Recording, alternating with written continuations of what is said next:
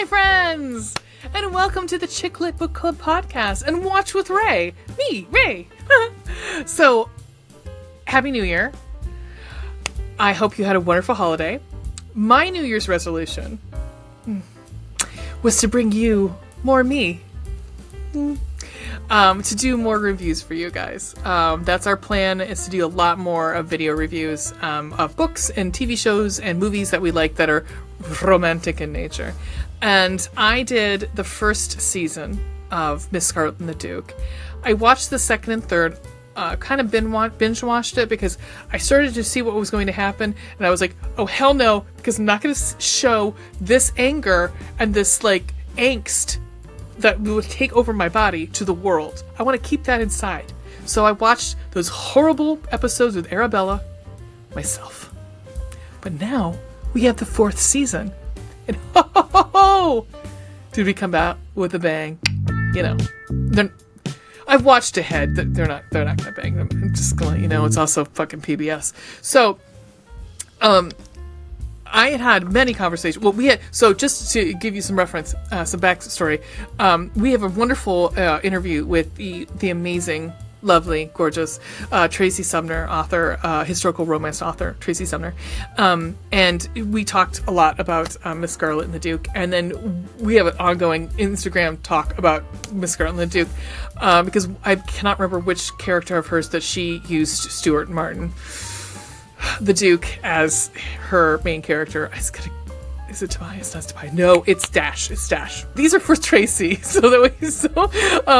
Because you inspired me to come back and finish it up and get back into season 4. Or to get back into the series. So, these are for you, Tracy. So we're here because we're back to the 4th season, and what had happened the season before. By the end of it, the very last, I mean, I've got to talk about it to be able to talk about this season, is Nash and Sons, which Mr. Nash has no sons. Nash has left pretty much the agency to to Eliza to take over, and subsequently we learn she's not so good at that. She has, where we enter, she has run the ship aground. Let's just say that it is all the investigators have left, and she says it's because they don't want to work for a woman.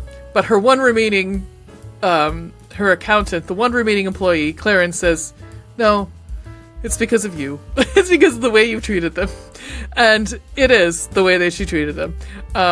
Because if you know Eliza, you know that she can be fussy, a little difficult sometimes. That's why you love her.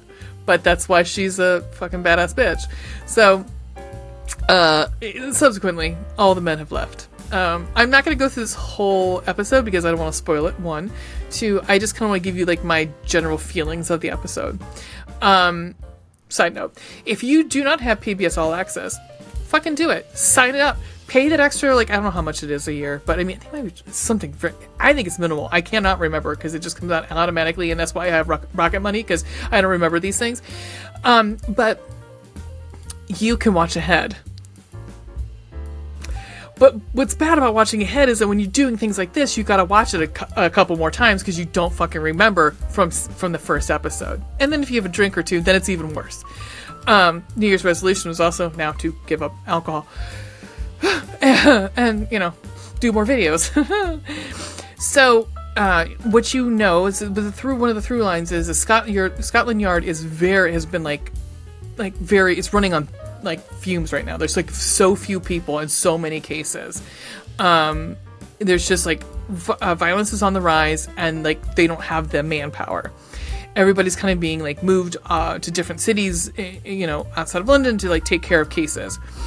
So the Duke, William's not happy. And Eliza goes to see him, like asking for, you know, pretty much like he goes to see her about a case, and she makes it look like, because the other thing you learn immediately, she's paying actors when she knows that there's going to be somebody coming in to like do business with her. She has actors playing in the inspector, in the inspectors, sorry, the investigators, and so so when Will comes to give her a case, there's like all whole hustle and bustle, and at this point she's run out of money. Like there's no one else to pay, but like she makes him think that she's got tons of people working for her, and they're so busy. So he gives her a case. It's like a shooting at a brothel, and which they keep calling it Elyseum. And one of my favorite characters is Oliver Fitzroy. He's so cute. The actor is adorable. He plays it so cute and funny. It's great. And he has this moment where he tells the madam, he's like, well, Elysium wasn't actually where the gods lived. It's actually like where the warriors, that was their Eden, was Elysium. And she's like, yeah, good, great. Cool. That's not really what the guys are coming here for, dude.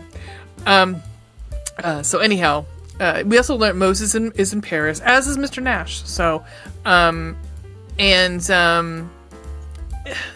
things are happening with the relationship between Eliza and William too. Like they're becoming closer. Like we definitely have some tension.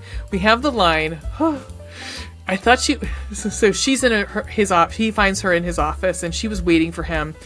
And kind of straightening up, and she's like, I thought you left for the evening. You look tired. And he just looks her straight on. He goes, you look beautiful. And I was like, heart.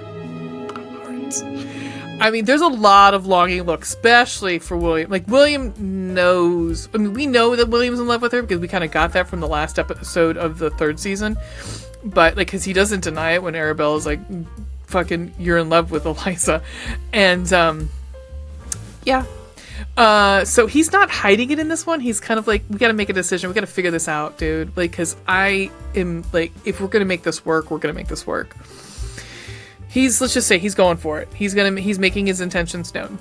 And then the same point, we've got, growth with, Ivy and Barnabas, the medical examiner, or the morgue attendant, and that's very cute. But Ivy's now like a voracious reader, so she actually in this episode helps read through files. I really enjoy this new character, Clarence. He's adorable. I'm not going to tell you. There's some backstory with Clarence, but I'm not going to tell you anything about that because I think it ruins it. But just like and the mystery itself, I still don't understand exactly what was supposed to. I didn't get it. It could be just like, and I watched it twice, and I'm still like, I'm not really getting why he did what he. Okay, so it's fine. But there is one scene that I would like to also bring everyone's attention to, and is when Eliza meets with all of Nash's informants, and she meets with Athena, I believe, because all of the ladies of the night, actually, Clarence actually calls them ladies of the evening. They're all at Elysium, are all named after Greek goddesses, and Athena comes to meet Athena at a bar, and it is, it's a little sexy. It's a little there's a little eye candy like between the two of Eliza and this Athena. It was hot. And Athena comes up the end of this episode too. We also see the reappearance of Mr. Sinclair from the Illustrated Police News, I believe it is. There's a little something going on with that. I'm trying to remember if who I haven't covered. That is like an old, that's about it. So yeah, the mystery itself, I didn't care for as much, but it's a setup episode to see how the rest of the season is going to play out. Like, we've got the setup of Will and Eliza and their love story going forward, or their at least attraction going forward, or maybe close to a declaration of love. And then we also have like what's happening with Scotland Yard and how like it's running on fumes right now, and and then the Nash's Nash and Sons is pretty much like bankrupt. This branch is pretty much bankrupt. So that's about it. I guess we can do ratings. Would be hearts and eggplants. I don't know if that's actually going to work because there's never going to be any eggplants, not for PBS. So I guess I'll just say I'll just give it a grading. I mean, grade. You know what? Fuck it. I'm going to do a grading on it. Grate some Parmesan right on that bitch.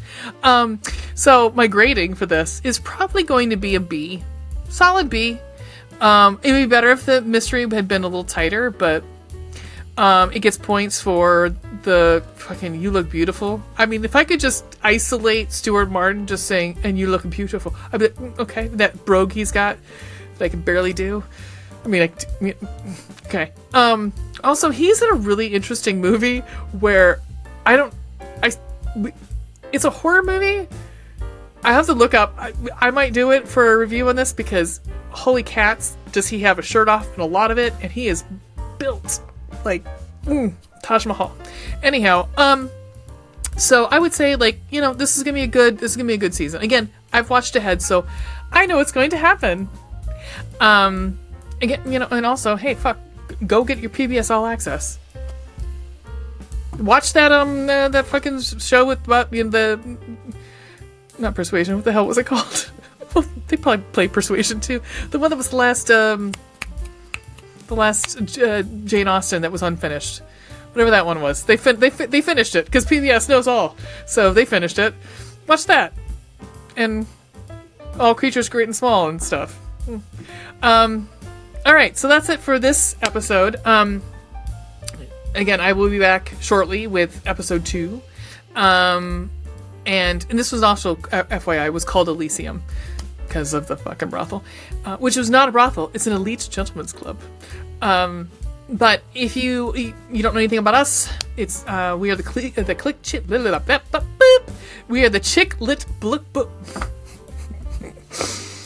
We are the Chick Lit Book Club podcast. Most of the time I say chick lick, so there you go. And we have reviews bi-weekly, so every 2 weeks we usually we read a book and we talk about it. And just recently we had our 3rd year anniversary. We're going into our 4th year. We're almost 4 years old. We're 3 and a quarter years old right now. So yeah, enjoy that. Upcoming Done and Dusted, I believe, is our next book that we're going to be doing. At some point on these their YouTubes, we're going to be having some. I know we're going to be doing. I cannot remember the name. Oh, we're going to do Lisa Frankenstein. We're probably going to do that as a crossover. So look forward to that. There's a whole bunch of other ones that I know we're going to talk about, but I cannot remember any of those right now. We also have a Patreon. I will link to it in the description. That is where we keep a lot of our stuff that we don't release. We have a segment called Toys for Twats, where we review sex toys. Those will, majority of those will be on Patreon. We'll have the videos of those also, so you can see what we're seeing, instead of just listening to it in your earballs. And then, find us wherever you listen to podcasts. That could be Stitcher, podcast, Spotify, the podcast icon, purple iPod, anywhere. We're on Audible. We're on, Amazon Music, anywhere. Other than that, happy reading!